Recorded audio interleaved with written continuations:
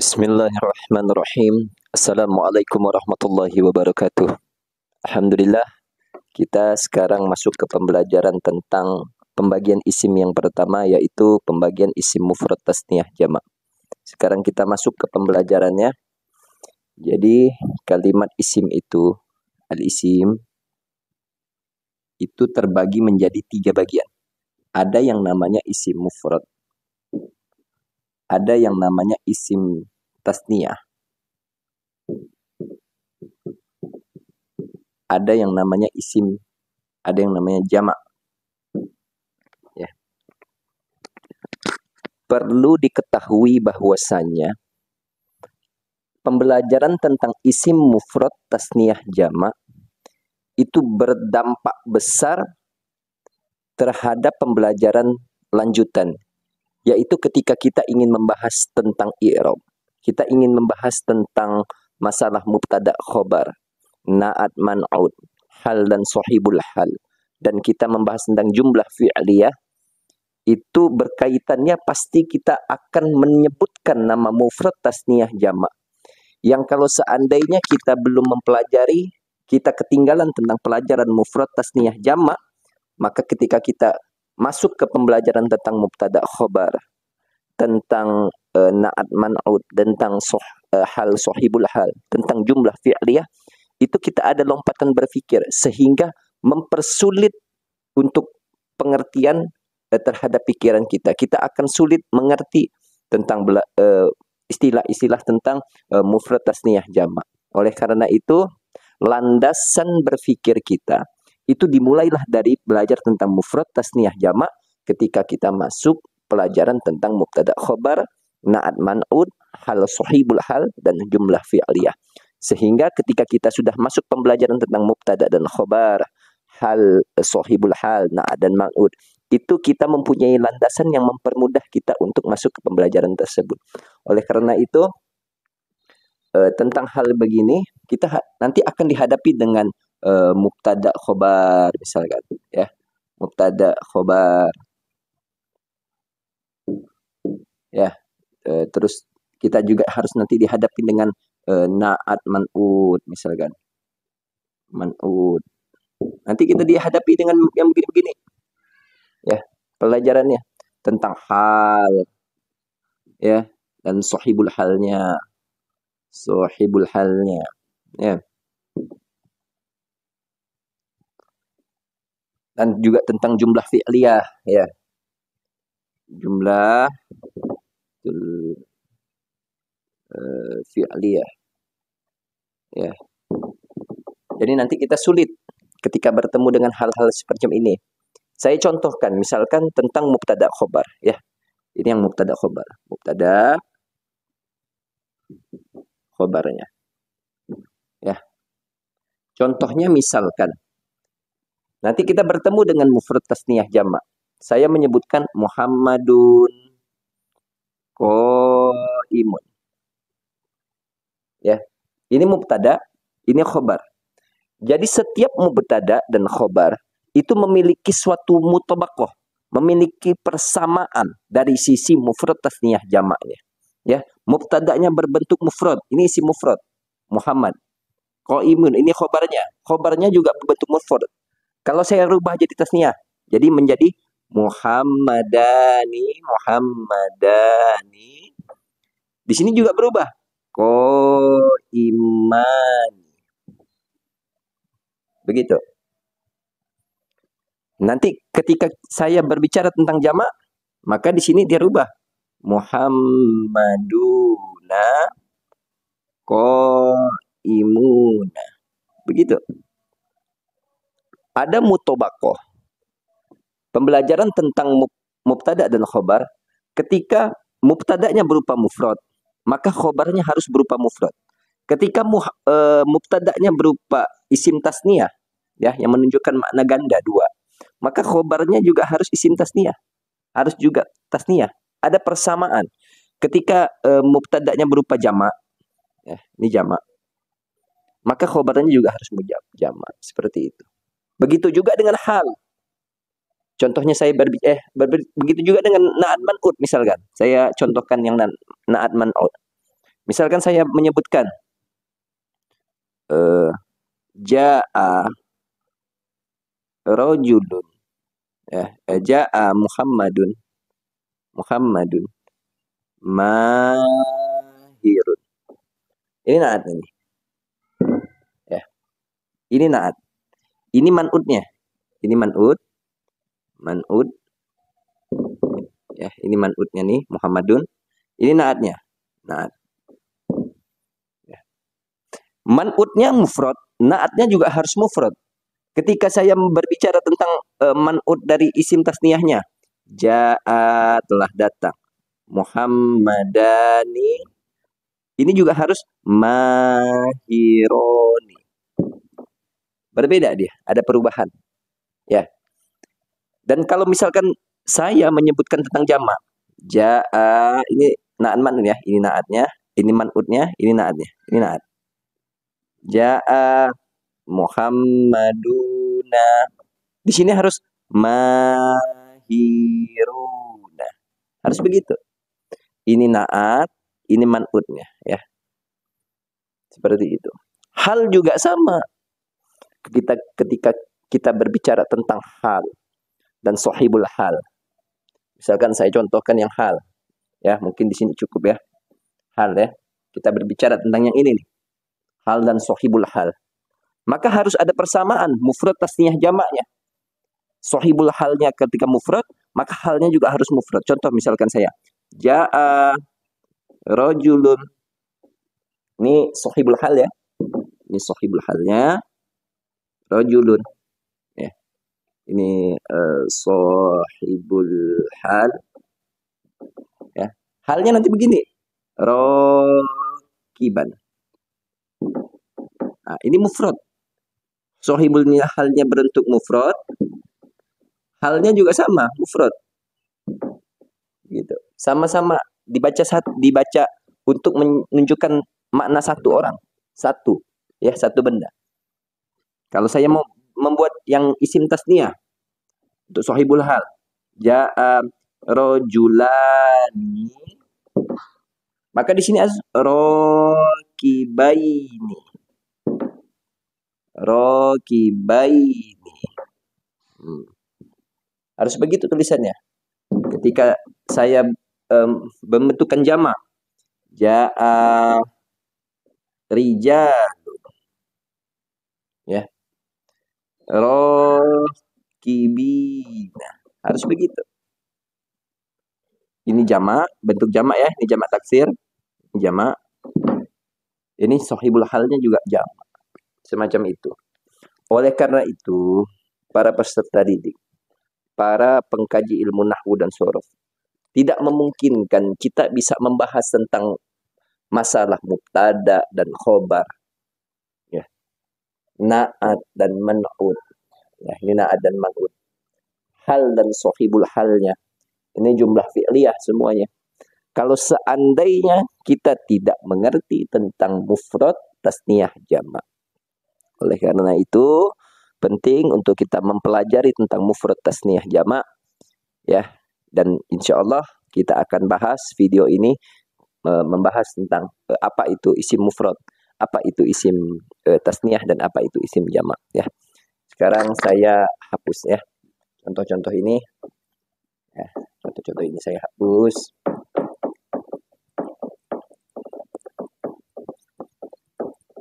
Sekarang saya ingin menjelaskan apa isi itu isim mufrad, apa itu isim tasniyah, apa itu isim jamak. Jadi isim itu terbagi menjadi 3. Untuk di pembagian yang pertama, yaitu isim mufrad, tasniyah, dan jamak. Jadi apa itu mufrad? Jadi mufrad, ya, nanti jamak ini terbagi menjadi 3. Ya, ada namanya jam'ul mudzakkar salim, ya, mudzakkar salim. Ada yang jamak muannats salim, ya, menunjukkan makna perempuan. Nanti ada namanya jamak taksir.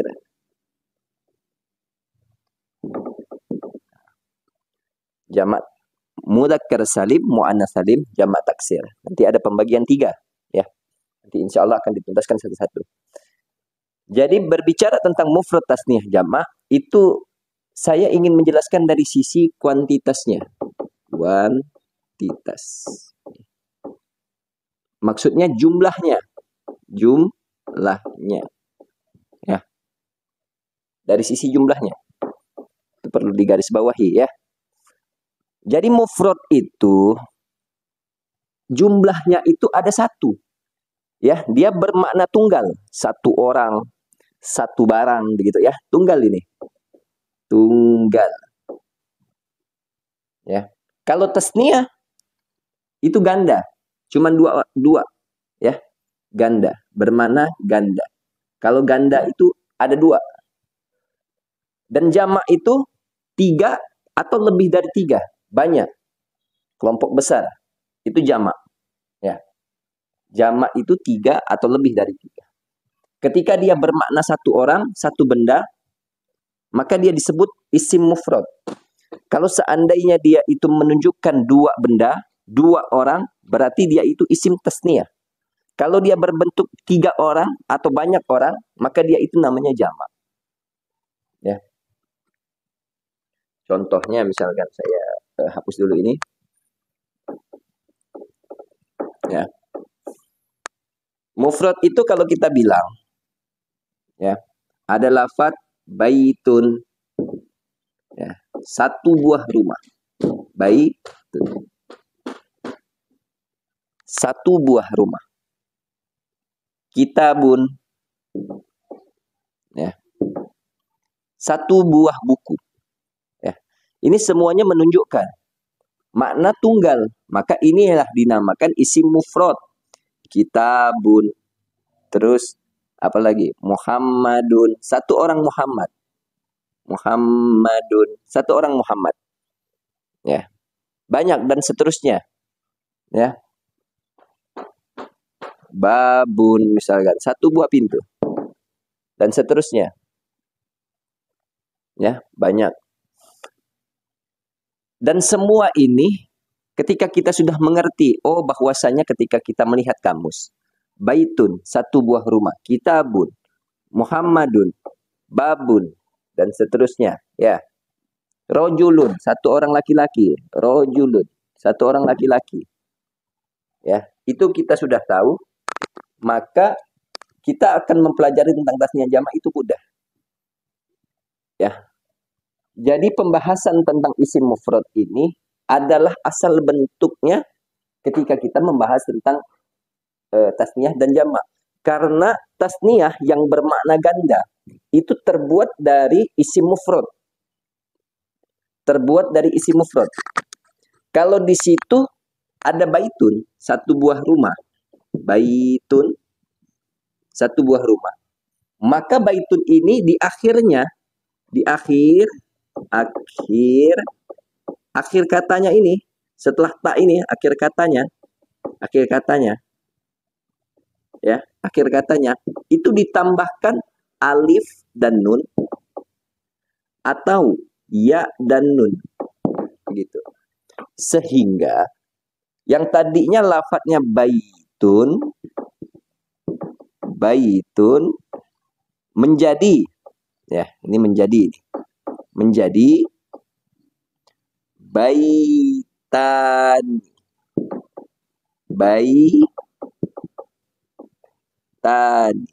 atau baitaini, begitu. Jadi baitani atau baitaini. Ya. Tinggal ditambahkan alif dan nun di akhirnya, atau ya dan nun. Nah, ini kuncinya. Contohnya misalkan kitabun. Kitabun. Satu buah buku. Kitabun. Satu buah buku. Ya. Ketika kita ingin menjadikan isim tasniyah, maka tambahkan alif dan nun di akhir kalimat kitabun ini. Kitabani. Ya, kitabani. Dua buah buku. Atau kitabaini. Gitu. Kitabaini. Dua buah buku. Dan seterusnya. Muhammadun, Muhammadani, Muhammadaini. Babun, ba, ah, babani, bisa begitu ya. Ya. Rojulun dan seterusnya. Rojulani, rojulaini. Ya. Babani, babaini. Ya, dan seterusnya. Ya. Semuanya ini menunjukkan bahwasanya isim tasniyah terbentuk dari isim mufrad. Ketika isim mufrad ini bunyinya baitun, maka tambahkan akhirnya alif dan nun dan ya dan nun. Ya. Kapan alif dan nun ketika isim tasniyah itu memakai alif dan nun dan ya dan nun? Ketika memakai alif dan nun, ketika dia dibaca rofa. Nanti kita berbicara tentang masalah i'rab. Ya, rofa. Ketika ya dan nun, ketika dibaca nasab dan jer. Nasab dan jer. Ya. Nanti coba saya uraikan.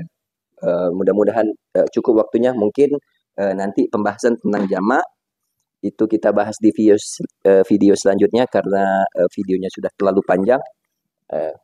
Saya akan menuntaskan ya, mengklasifikasikan bahwasanya untuk pengertian mudahnya ya ketika diaplikasikan kapan isim tasniyah ini dipakai alif dan nun, kapan dipakai ya dan nun ya. Contohnya saya menyebutkan jaa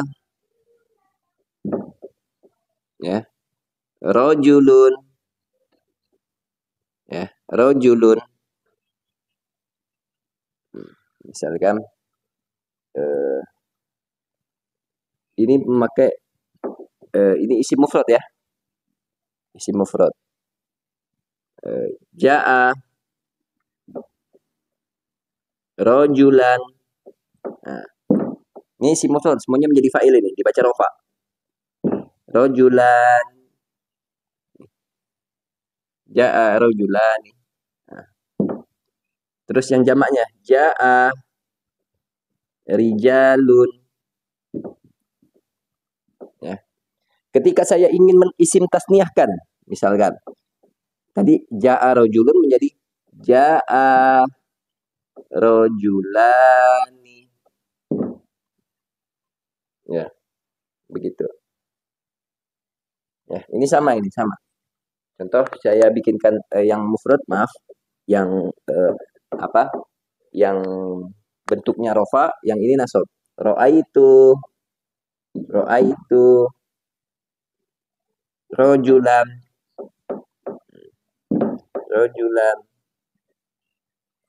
Ya, ini bentuk tasniyah, ini bentuk mufradnya. Marortu birojulin. Nah, jadi kadang-kadang dibaca rojulun, kadang-kadang dibaca rojulan, kadang-kadang dibaca rojulin. Birojulin. Ya. Jadi ketika mau ditasniyahkan, ketika jaa rojulan ini menjadi jaa rojulan. Ditambah alif dan nun. Ketika dibaca rofa ini menjadi rofa ini. Ini dibaca rofa, menjadi fa'il dia. Ketika jaa rojulan ini dibaca nasab. Ro'aitu rojulaini. Nah, ini dibaca nasab ini. Rojulaini. Ini dibaca nasab menjadi maf'ulun bih. Ketika dibaca jer, ini nasab nih. Nasab ya.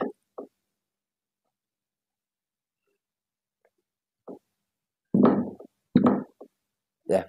Ketika di sini saya jadikan isim tasniyah.